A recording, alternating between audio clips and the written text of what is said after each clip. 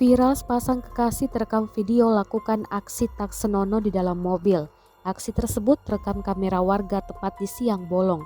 Video itu awalnya diunggah akun Instagram @sumutviral pada Rabu 29 Desember 2021.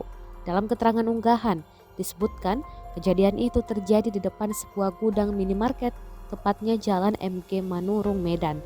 Dalam video tersebut terlihat pasangan sejoli berada dalam mobil warna putih dan sedang melakukan hubungan badan layaknya suami istri. Hingga berita ini diturunkan, belum ada keterangan resmi dari pihak kepolisian atas viralnya video tersebut.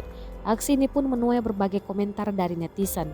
Tak sedikit netizen menyoroti aksi pasangan sejoli tersebut yang nekat melakukan hubungan badan di siang bolong di ruang terbuka.